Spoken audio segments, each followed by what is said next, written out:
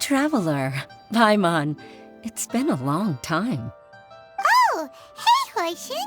Long time no see! Fancy meeting you here. How's work these days? Thanks to the help of people like you and colleagues like Ganyu, better all the time. But I've been feeling distracted at work lately. I just feel constantly agitated. It's a long story. But my father, he's thinking of stepping down from the Tianshu position due to health issues. Huh? What's wrong with Uncle Tian? Nothing specifically. He's not unwell. He says he's just increasingly low on energy these days. He's always said, old age comes for us all in the end. Still, I just can't help but feel a little emotional watching it happen to him. Anyway, my father's currently on the second floor of Yangsheng Tea House. Why don't you come pay him a visit with me? He seems very fond of you, too. I'm sure chatting with you will make him very happy. Sure, let's go!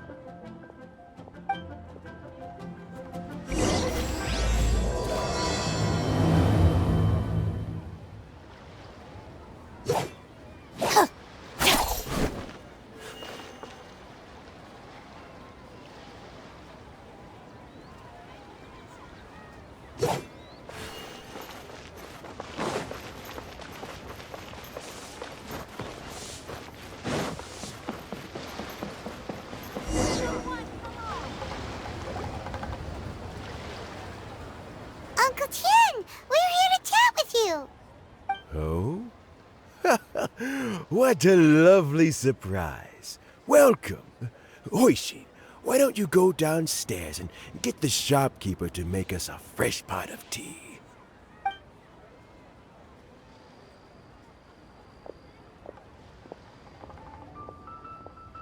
I heard that you've been traveling all over the place recently.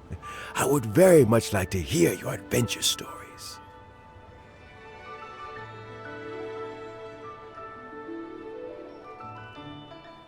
Hoishin told you, didn't she? Don't worry, I'm quite all right. It's just the years gradually catching up with me.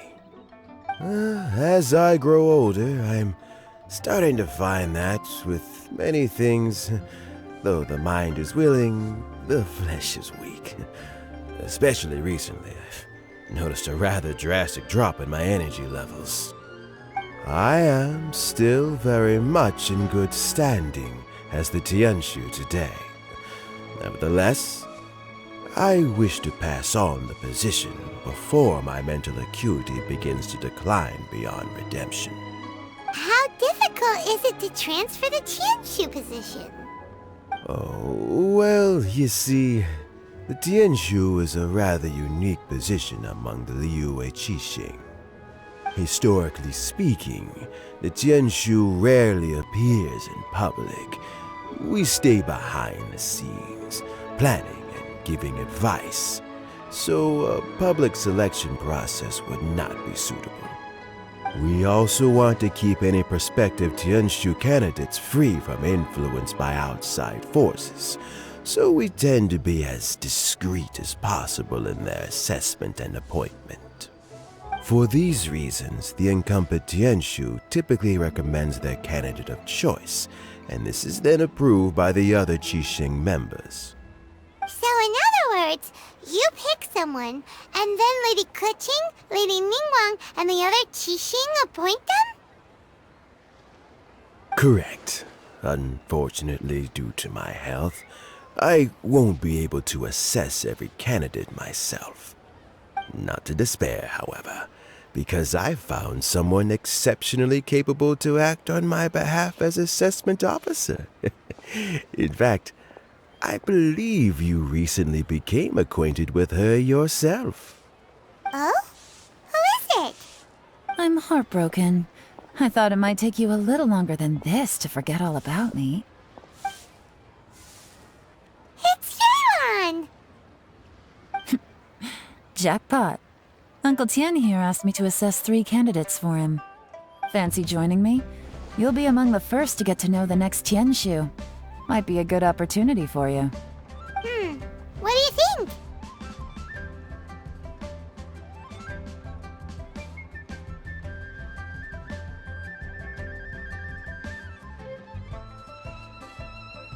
Makes sense. After all, whoever the next Tianshu is, it doesn't really make any difference to us. Still, Paimon's really curious to see which candidates Uncle Tian picked, so let's go take a look. All right then. Though, I gotta say, Uncle Tian, you say you're into behind-the-scenes planning? My work's of the covert variety too. Don't you think I might make a good Tianshu? Huh? Yelan, you want to be the next Tianshu? I'm not opposed to the idea, but I suspect Ningguang wouldn't let you go very easily after how long you've been working together. So, how about this? If your investigation reveals that none of the other candidates are qualified for the position, I'll recommend you for the job. Deal. Well, you guys take your time. Everything's all set for the assessments to go ahead. Meet me on the first floor when you're ready. Until then, have a pleasant conversation. Oh, and no need to pay for your tea.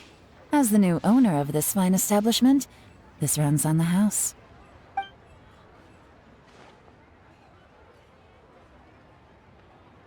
You're all set? Uncle Tian seems really worn down. It's like all his energy's gone. Yeah, it may sound harsh, but Uncle Tian is past his prime. He's not cut out for this anymore. So he's recommended 3 candidates. Their names are Qinwei, Mingbo, and Zhi. Qinwei is a wealthy entrepreneur. Mingbo works at the Liyue Ministry of Civil Affairs, and Zhi is focused on study and travel. Try to keep all that in mind. Of course, it doesn't really matter if you forget, since we'll be assessing them at Yuehai Pavilion in a short while. Qianwei, Mingbo, Zhi. Paimon should be able to remember their names, but what does the assessment involve exactly? Let's leave that until we get to Yuehai Pavilion. All right. Heads in the game, people. The stakes don't get much higher than a change in the Qixing. We can't afford to miss anything, no matter how small. Got it. We'll keep our eyes wide open.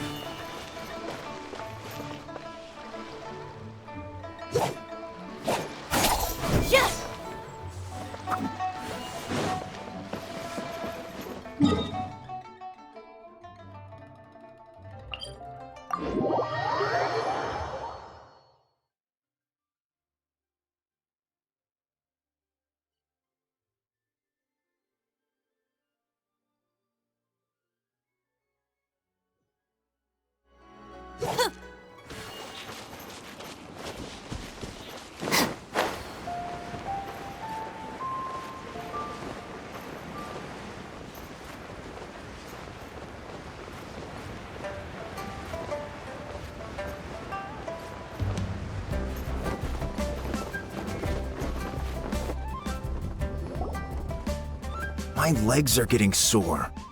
What is wrong with this assessment officer? This is a huge occasion and I don't even get a chair. I've dealt with all kinds of people in my time, but never have I been made to stand while I'm waiting for an appointment. Oh, I mean, I think it's fine. That's called being complacent. If you're happy to just accept the way things are, you'll never be able to change anything in the future. Oh, come on. That's just... Now you're just being unreasonable. All right, you two. Let's not get into a big argument over this. It's not worth it. Qianwei, that was a bit uncalled for, and Mingbo, cut him some slack. We've all been standing around for a while. It's natural to be getting irritable. Look, how about this? There's no rule saying we're obliged to stand up while we wait, so why don't we borrow some chairs from the guild nearby? Fine. They're not the best quality chairs, to be sure.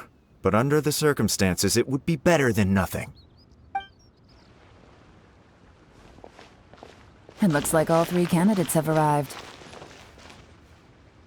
We'll meet them formally soon. Before that, let me run you through the assessment process. I've split it into 2 stages: current affairs and planning, and face-to-face interview. In the first stage, candidates are required to submit a manifesto for Liyue's development. In the second stage, we will ask them some questions in person. Writing a manifesto takes time, so I informed them of this requirement in advance. These are the reports they submitted. Wow, one of them is really thick. It's also worth mentioning a stipulation I gave them. Whoever is appointed as the new Tianshu will be expected to implement their plan as put forward in their manifesto. Failing the occurrence of some cataclysmic event, they will not be permitted to change their plan. Therefore, these 3 piles of documents in front of us represent where each candidate stands on key policy issues. There's still some time. Have a skim through, get a first impression of what each person's proposing. I'll be waiting off to the side. Just let me know when you're done.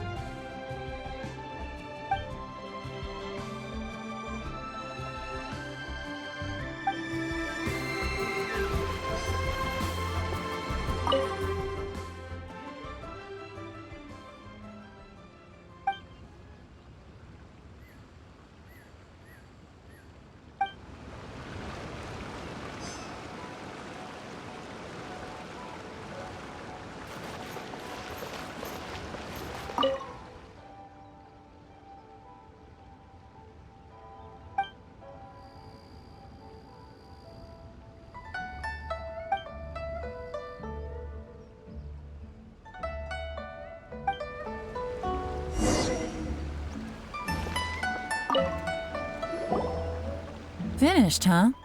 What did you think? Everyone took it very seriously. Of course they did. They have the chance to be picked as the new Tianshu, so you can bet they're putting their best foot forward. And keep in mind, whoever gets in has to execute their plan as written. Nobody wants to have any regrets.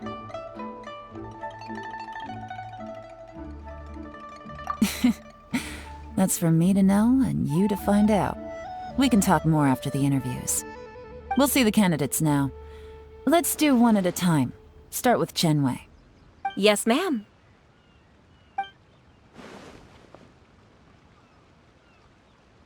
Oh? So you two are the assessment officers, are you? I had assumed that given the great import of this situation, Lady Ningguang would perhaps be assessing us in person. I certainly hadn't imagined I'd be seeing two entirely unfamiliar faces. I trust you've read through my manifesto? I'd be more than happy to clarify any details you found difficult to grasp. It was written with an expert audience in mind, after all. Mind your tone, mister! Relax. It wasn't intended as a personal slight against anyone in particular. I was simply stating a fact. Cloud Retainer? You know this Adeptus? Oh, yes, I remember now. You must be the traveler that people are constantly talking about. With your sterling reputation, you must have a respectable level of erudition. Perhaps you will be able to understand the concepts I have put forward. Although I shouldn't get my hopes up. Oh, is it my turn? Yes. Please introduce yourself. I'm, Mingbo. I work in the Ministry of Civil Affairs. I've worked there for, 9 years, 5 months, and 3 days. In that time, I've handled, 2,347 cases. I have 12 active cases at the moment. They should be concluded in, 16 days? My current work is related to urban planning, and I'm also responsible for, auditing the accounts. To be more precise, there are 3 parts to the accounts, namely... Is it just Paimon, or is he not very good at public speaking? You know what? Let's leave the self-introduction there and move on to some questions. Oh, okay. Sorry.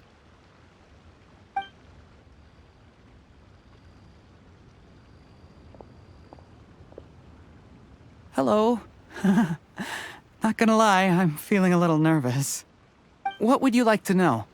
You're here to assess me, so ask away and I'll answer your questions to the best of my ability. Your manifesto is very wide in its scope, but you don't seem to be personally involved in many of the specific fields. How can you be sure that you have the ability to put your plan into action? Very fair question. I completely understand where you're coming from. But I'm confident in my plan. I've visited many different places, talked to lots of people with far more expertise than myself, and my manifesto is the conclusion of these efforts. Of course, 2 different problems can be interconnected in very complicated ways, and you might reach 2 very contradictory conclusions depending on which one you're focusing on. What I've tried to do is strike a balance. In other words, present an optimal solution to all the problems as a whole. How do you plan to determine whether you are right or wrong about your proposed solution being the optimal one? A great question. Well, I'd start by having my colleagues and the secretaries of the Yuehai Pavilion evaluate any proposals before implementation. Post-implementation, it would all come down to the results. If it turned out that my judgment was to blame for poor results, I would take responsibility.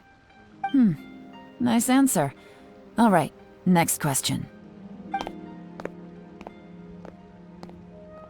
He seems like a great guy. Everything he said was thoughtful and logical, and he was just a pleasure to listen to. Here's my take on what we just learned. As you saw, Chenwei is highly knowledgeable. He proposes many excellent ideas in his manifesto which effectively target the big issues.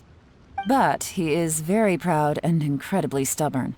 He doesn't care much about other people's feelings. Mingbo's plan is more thorough and more measured. You can tell he's meticulous in his work, very detail-oriented. But he and Chenwei are otherwise polar opposites. Mingbo is not very articulate and comes across as very timid in conversation. Perfect summary! Paimon couldn't agree more! You're good at this, Yewan. Last but not least, Jur-E. His manifesto is full of pertinent details, his methodology is sound, and his proposals cover a broad range of fields, which is quite a rare feat. The depth he goes into in each and every area means it can only be a product of painstaking work. Plus, he is modest and good at dealing with people. But What really interests me is that many of his views happen to coincide with Uncle Tien's. Having someone like Zhi take the position would certainly put Uncle Tien's mind at rest. Great! We'll see. Let's go back and report to Uncle Tien.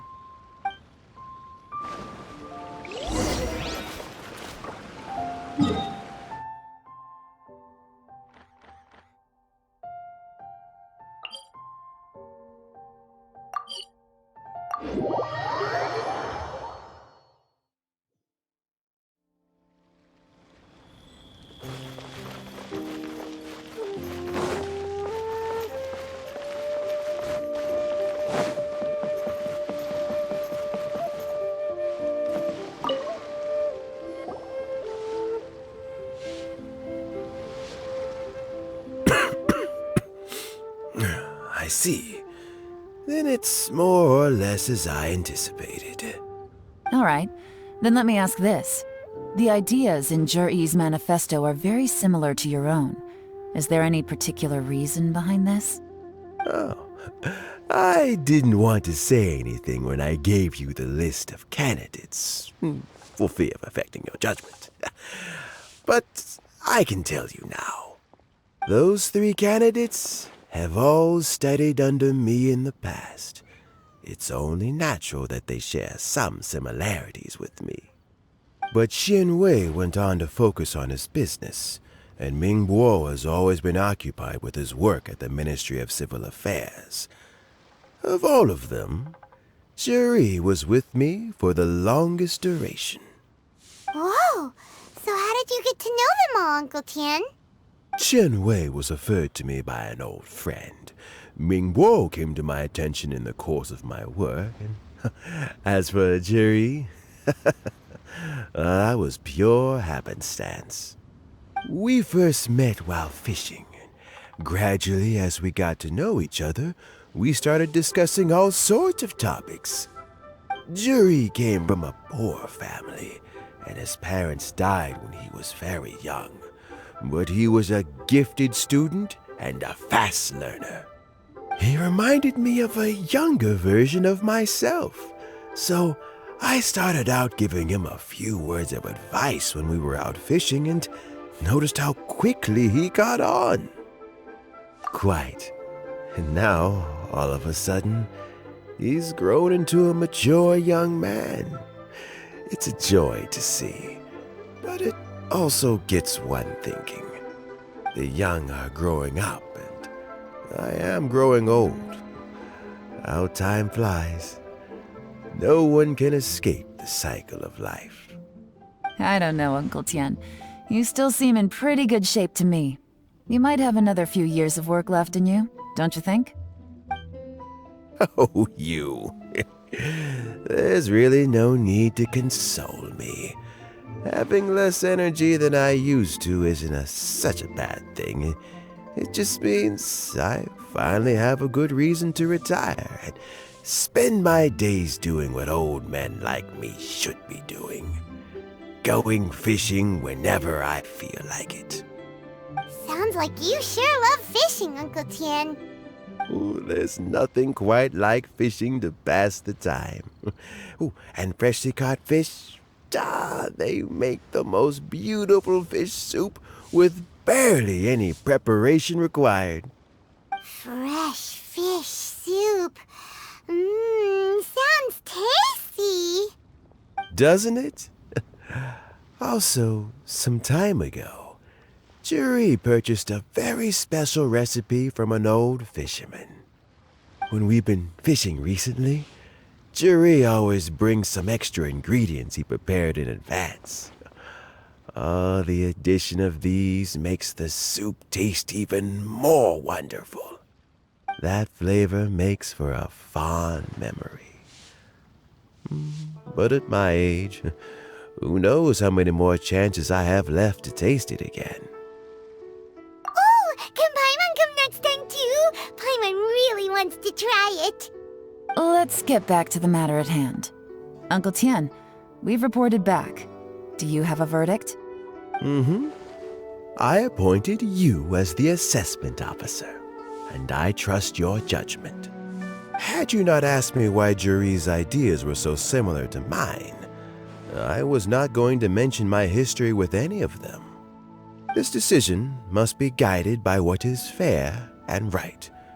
Please disregard all other considerations and make your final decision only after a thorough review of each candidate's talents and capabilities. Remember, you must be thorough. Understood. Come on, let's go talk somewhere else. Bye-bye, Uncle Tian. Look after yourself.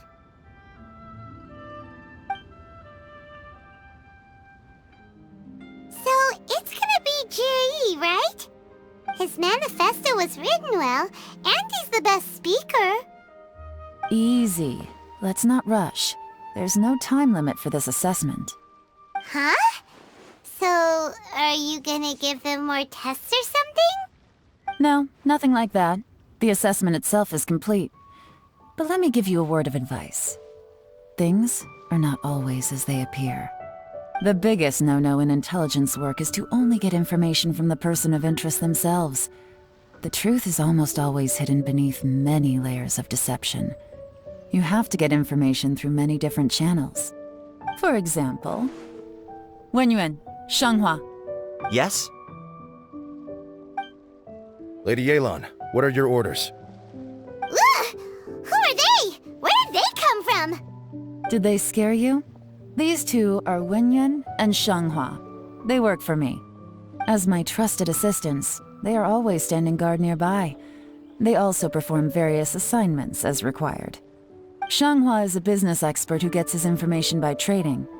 Wenyuan relies on word of mouth. And there's also Upei, who's not here right now.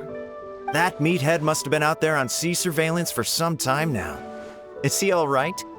I seem to remember that he can't swim. Nothing can take that guy down. Certainly not a little wind and waves.